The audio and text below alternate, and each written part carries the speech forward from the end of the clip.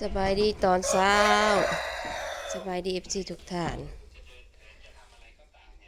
พอๆกันคือกับพี่น้องสองน้องพายุพอๆกันตอนเช้าเด้อพี่น้องเด้อพาดเปิดออกมาก็จักพี่ช่างพี่ยาโอ้โกกุงโกยอยู่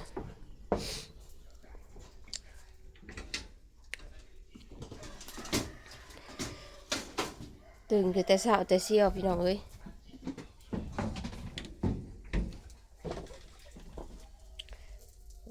จักปิ่งปลาไว้แต่เมื่อคืนนี่มาอุ่นเอาจังหัน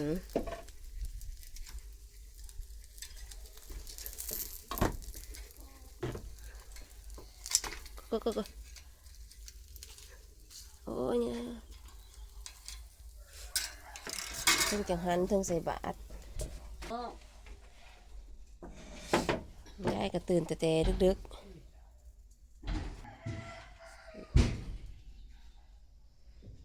วันนี้เป็นมื้อบุญข้าวจี่พี่น้องเอ้ยตื่นแต่ดึกๆข้าวจี่ท่าไข่ได้มื้อนี้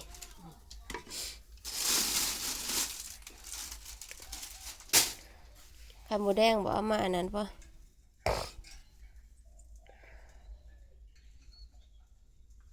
พอแล้วอุ่นจังได้จะหนึ่งมันสุกเลยถึงแกงหน่อไม้ถึงปิ่งปลามันสุกแล้วปลานะตัวนั้นมันเลืองสักก่อนมีพี่น้องไข่กำลังตอกน้ำตาลจังมีบ่มีสบายดีพี่น้องสบายดีตอนตีหาเด้อพี่น้องเลยตอน5 โมงลังเสียดข้าวจี่ได้1ข้าวชุกเลยจักยื่นข้าวจี่จักใจบาทใจไม่มีเมื่อเฮ็ดให้ไม่มีเมื่อเพิ่นบ่ได้สู่เมื่อเพิ่นยากครับเพิ่นว่าสิเมื่อแล้วก็สิให้เพิ่นเมื่อ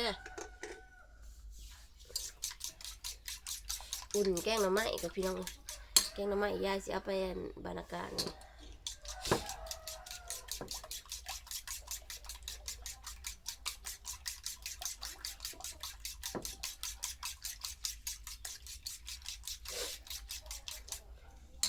เมตตาสงสัยเมตตาเจียนสงสัยเมตตาเจียนเห็ดพระเขา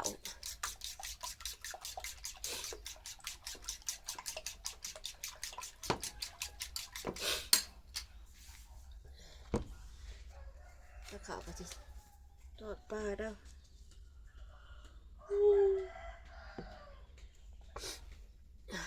ตื่นรกหมกเสาพี่ดอกเว้ย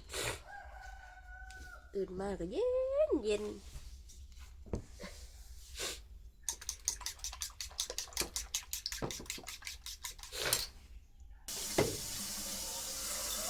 บ่ใหญ่เนาะพี่น้องอันน้อยใช่ไม่ต้องใหญ่ไม่ได้แซ่บไม่ได้กินแซ่บบางคนก็เอาใหญ่บางคนก็เอาหน่อยได้แต่หมักแล้วแต่เป็นหมักเด้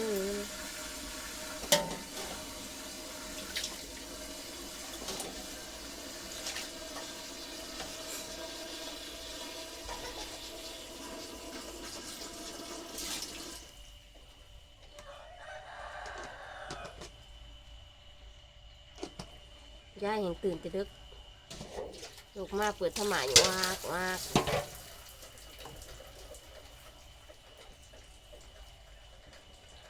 ละลายเผื่อลูกเผื่อร้านใส่บาทใส่เบี้ย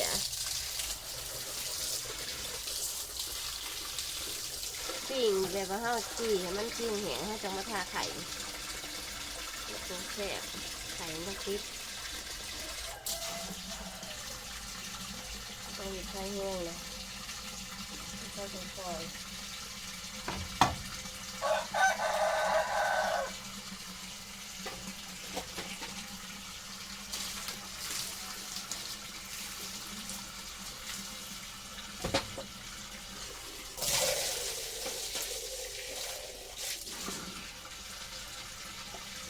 ข้าวตะกี้น้ำนี่นี่ตีขาวในกล้องไฟแล้ว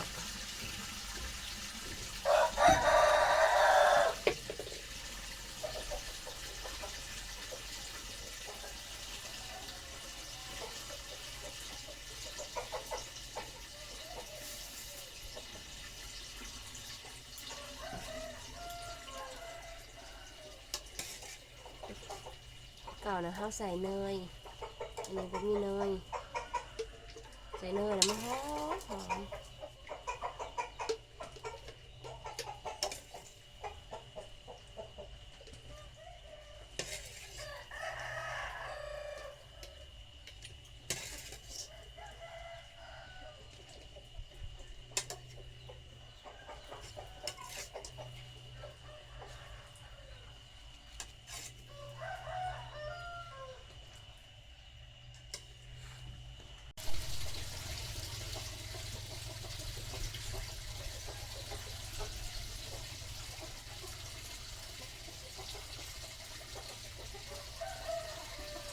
ทั้งน้ำแหมทั้งข้าวไข่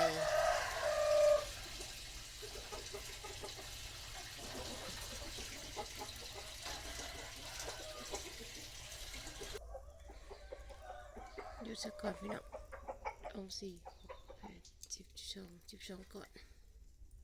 สักก่อน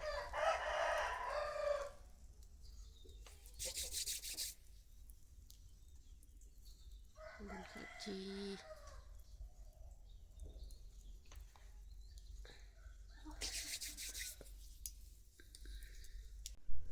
มีสิทอดปลานำพี่น้องเลย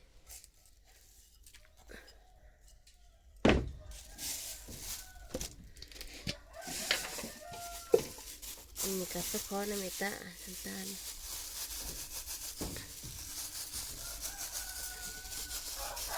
มีน้ำตาลเบิดกระทันหัน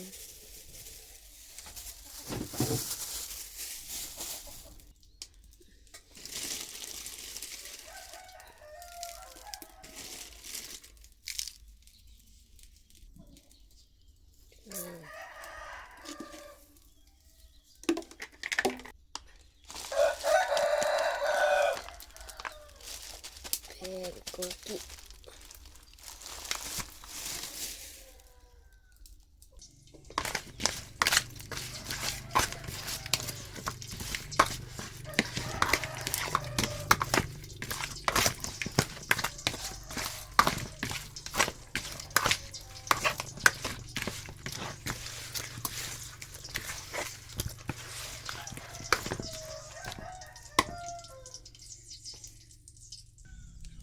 แป้งใส่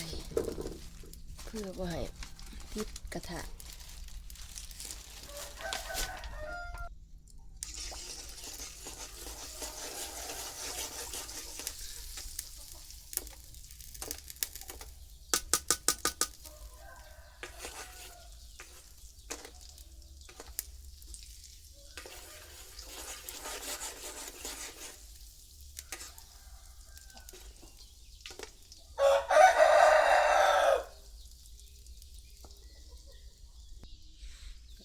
พี่น้องกำลังเหลือง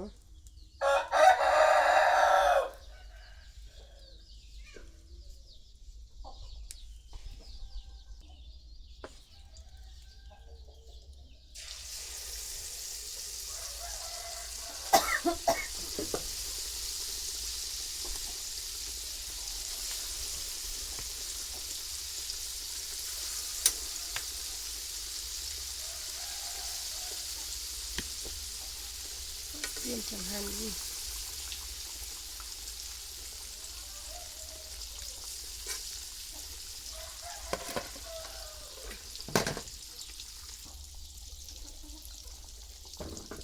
ดีนะพี่น้องดีทาไข่แล้วกัน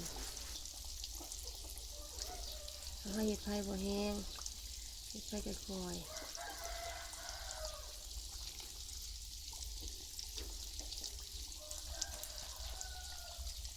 ไผ่แห้งมาจี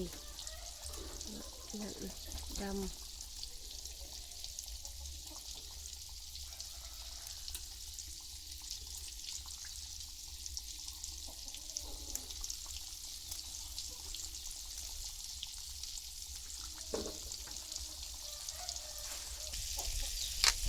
จุ่มมาได้พี่น้องว่ามันอันนั้นแหละลงใส่ไข่มาได้หนิไข่เท่ากับใส่น้ำตาลใส่เกลือ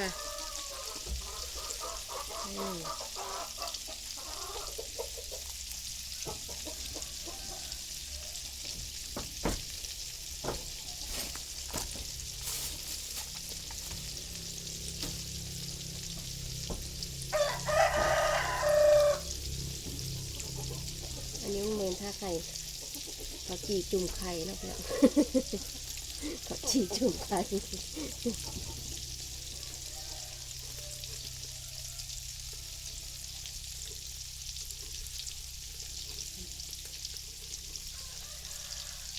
ตาฉันก็บ่ได้อีกนะไม่ใช่แน่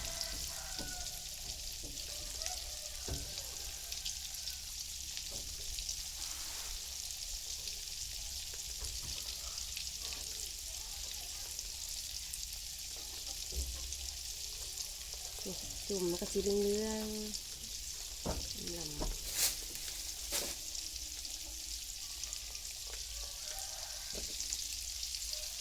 อันนี้ก็พอแล้วพี่น้องเลยต้องหายังมากมายวิเศษกัน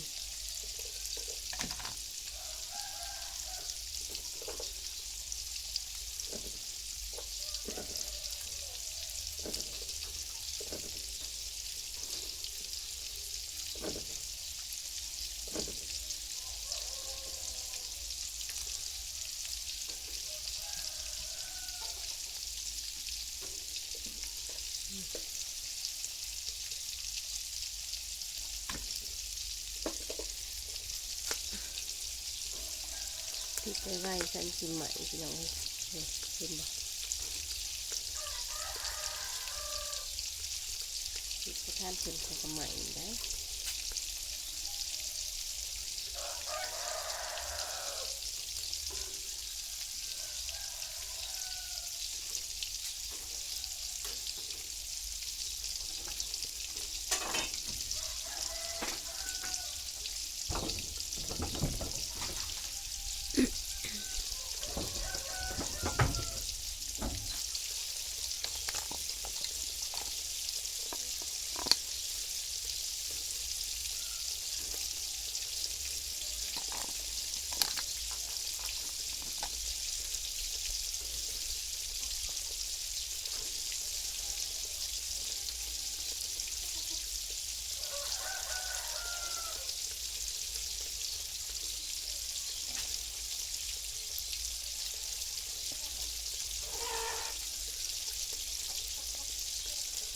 ไข่มันหน่อยลงแล้วมันควัน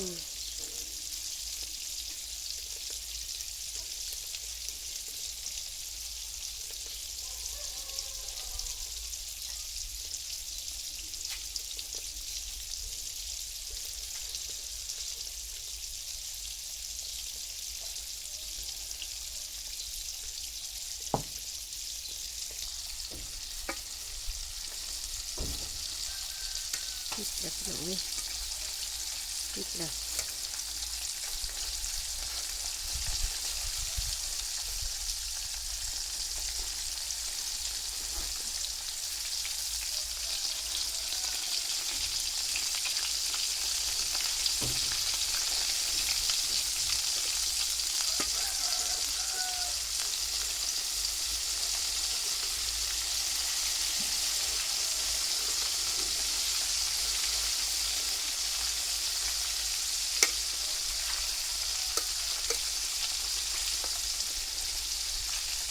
น้ำมันมันหน่อย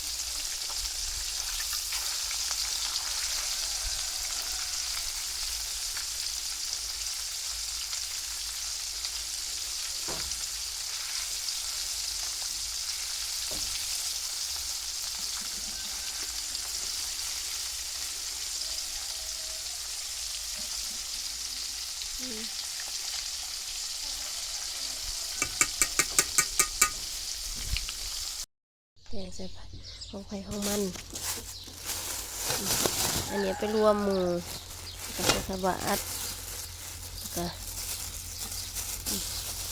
ปีปลาหมักแดงข้าวต้ม ยายจะเป็นอาการเติมหมกแดงเติมข้าวต้ม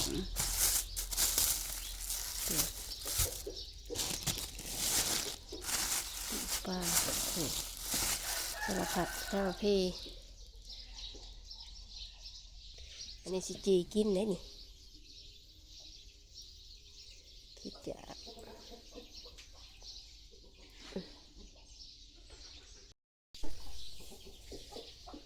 ตื่นแต่เช้าจนว่าตะเวนขึ้นเลย6 โมงกว่าเลย